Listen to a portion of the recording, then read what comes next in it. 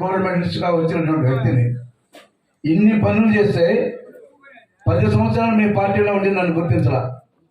ఎప్పుడైతే పార్టీ మారుతాను అన్నారో ఆ రోజు ఆగమేఘాల మీదుగా నన్ను సీఎం దగ్గరికి పిలిపించారు. సీఎం దగ్గర ఈ విషయాలన్నీ కూడా నేను మాట్లాడడం జరిగింది.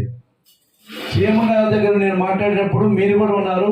ఆ రోజు కూడా ఏం చెప్పాను, ఈ రాష్ట్రంలోనే ఇంతవరకు ఎలాంటి అవినీతిని పద్ధతులు అవలంబించకుండా ఉన్నటువంటి ఎవరైనా రాజకీయ నాయకుడు అంటే వాళ్ళలో కొద్ది మందిలో నేను కూడా ఉన్నాను సార్ అని చెప్పాను. అలాంటి వాటికి నువ్వు 7 కోట్లు అని చెప్పి ఈరోజు నోటికి వచ్చినట్టు మాట్లాడటం అనేది ఎంతవరకు సబబు అనేది నేను తమని అడుగుతున్నా. నేను మామూలు ఓకే డబ్బులు లేకపోవచ్చు, మాకు అనేక మంది కోటీశ్వరులు ఈ రోజుల్లో ఉన్నారు. ఈరోజు ఎమ్మెల్యేగా పోటీ చేయాలంటే కనీసం 100 కోట్లు ఉండాలి, వాళ్ళు చూపించాలి. అలాంటి పరిస్థితుల్లో మా కుటుంబం అంతది కాకపోయినా ఒక రాజకీయ కుటుంబం నుంచి వ్యక్తిని ఒంటేరు తిరుమల కొండారెడ్డి గారు ఆ రోజుల్లో జిల్లా కాంగ్రెస్ బోర్డు మెంబర్గా ఉన్నారంటే అది పెద్ద పదవి. తర్వాత మా ఫాదర్ వాదారెడ్డి గారు దాదాపు 30-35 సంవత్సరాలు ఈ ఊరికి సర్పంచ్గా ఉన్నారు. అన్నిటికంటే ముఖ్యం ఆయన స్వాతంత్ర యోధుడు.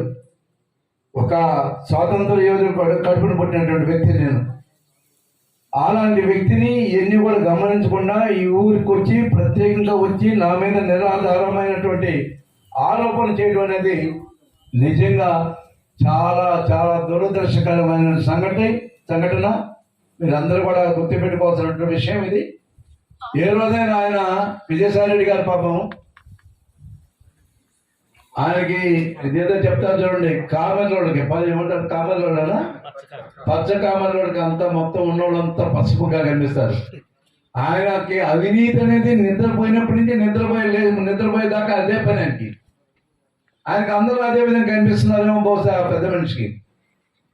తమను నమ్మి పాపం విశాఖపట్నం రీజనల్ ఏరియాగా పెడితే మొత్తం విశాఖపట్నం అంతా దున్నేసి కొన్ని వేల కోట్లు కదిపితాయి.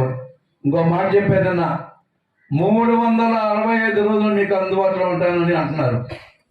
అయ్యా పెద్ద మనిషి, తమరని ఢిల్లీలో 3 సార్లు కలిసా, విజయవాడలో 3 సార్లు కలిసా, హైదరాబాద్లో 2-3 సార్లు కలిసా.